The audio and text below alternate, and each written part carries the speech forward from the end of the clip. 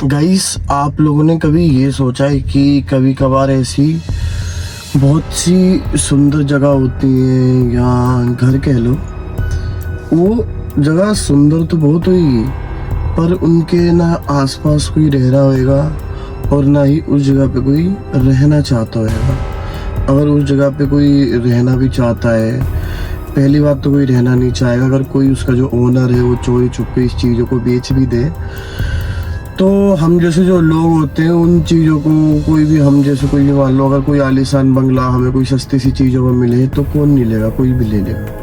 पर वो बंगला लेने से पहले या वो घर लेने से पहले हम ये नहीं सोचते हैं या उसके पीछे का इतिहास नहीं जानते हैं कि वो इतिहास पहले था क्या उस घर के अंदर और उस घर के अंदर बसेरा था किसका।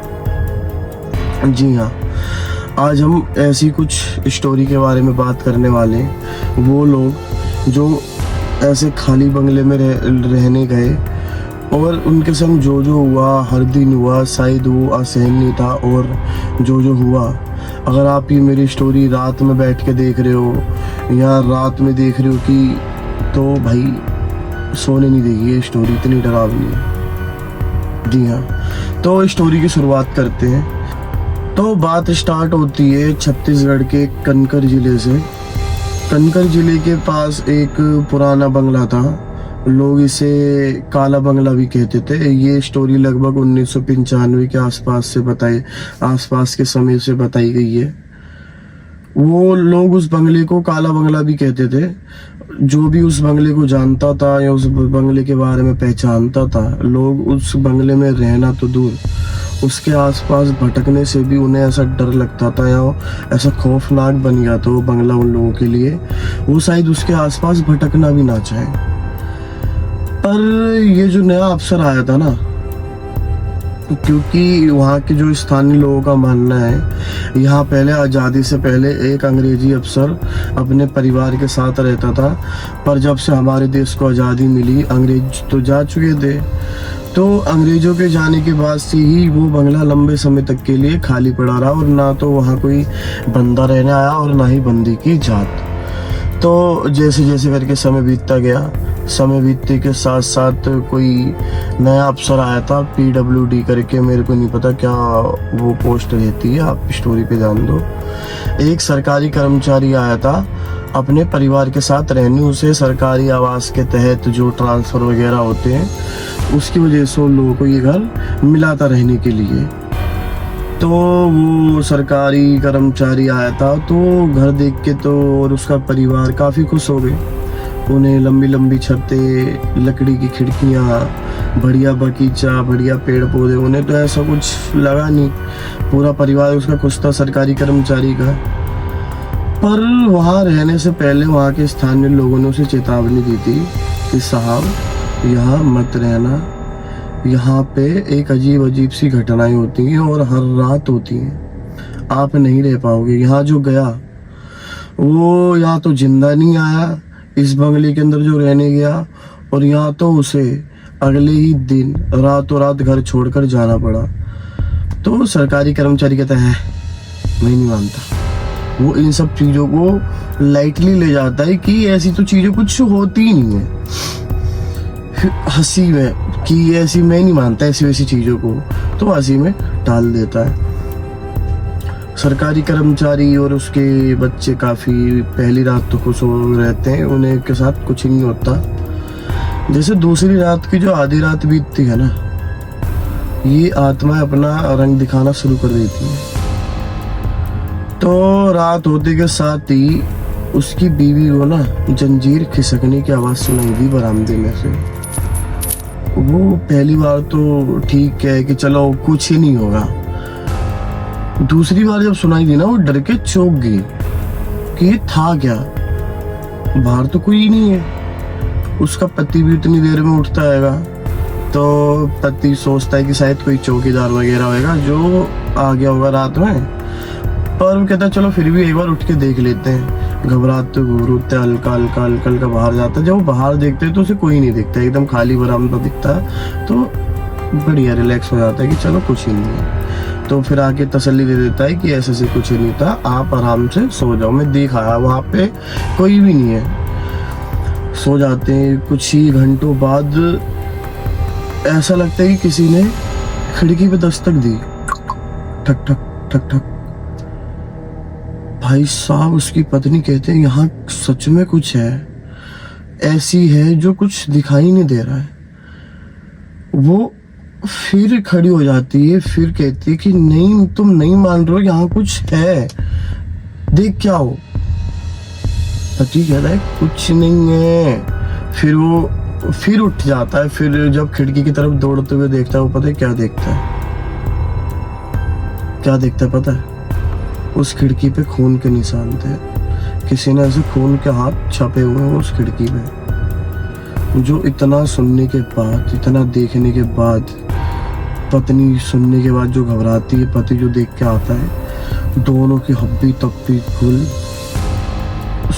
डर में बैठे हुए हैं दोनों की दोनों।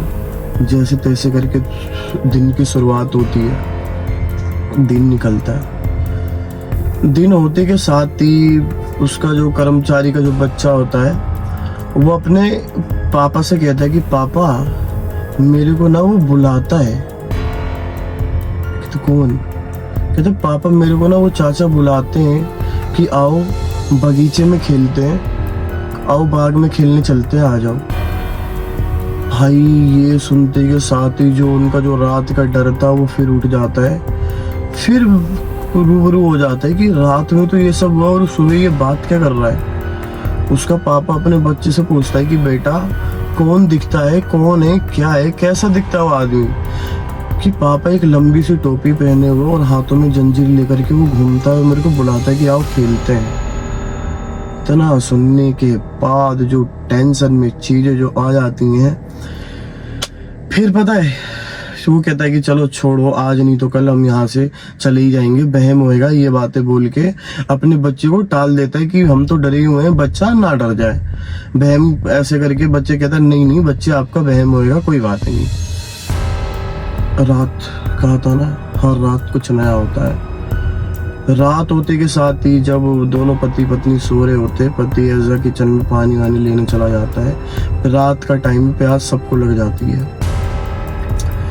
इतना जो पानी लेने की गया ना, इतनी जोर उसकी बीवी की चिल्लाने की आवाजें आती है, इतनी जोर आवाज आती है। उसकी बीवी बिस्तर से नीचे गिरी पड़ी हुई है, नीचे गिरी पड़ी हुई है। उसके ऐसा लगता है जैसे गले और हाथों पैरों में किसी ने अदृश्य जंजीर बांध दी और कोई उसे मारने के लिए खींच रहा हो अपनी तरफ। आओ, कोई खींच रहा हो अपनी तरफ मारने के लिए। उसे जैसी खींचता है ना, वो कोई नहीं सह पाती वो इतनी चीजें। जैसे तैसे करके उसका पति उसको बचाता है। वो भाई साहब जैसे करके रात जैसे जैसे हल्का का दिन होता है, सारे का सारा पूरा परिवार बैग लेकर के घर छोड़ने की तैयारी कर लेता है और सारे का सारा सामान बाहर।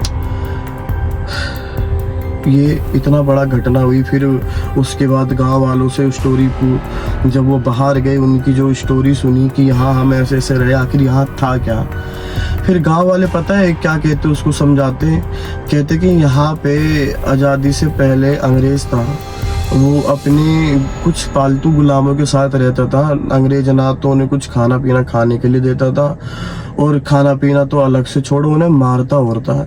दिन भर हाथों में जंजीर बना के, एक शैतानी रूलर मान लो, अंग्रेज लोग पहले ऐसा करते ही थे, जो भी इंडिया के जो लोग थे उनके साथ। तो गांव वाले कहते हैं ऐसे ऐसे करके किसी एक गुलाम ने उस पर सहा नहीं गया, उसने उस अंग्रेज का खून कर दिया, मार दिया।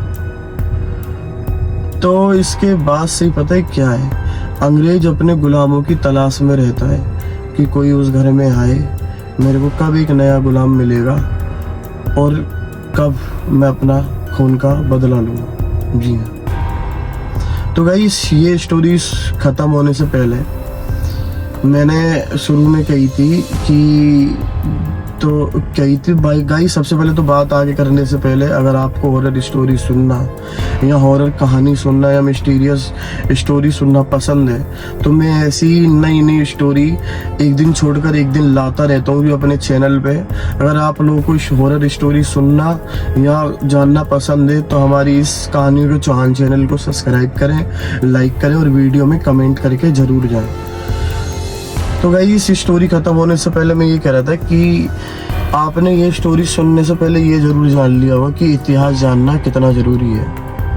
अगर आपने उस जगह का इतिहास नहीं पढ़ा है, यहाँ आपको पता ही नहीं है वहाँ पहले रहता कौन था और आप वहाँ रहने जा रहे हो, तो आपके साथ कितना ही बुरा हो सकता है ये शायद आपने जान लिया होगा। तो कोई भी जगह या कोई भी घर खरीदने से पहले, कहीं जाने से पहले वहाँ के इतिहास के बारे में जान लेना।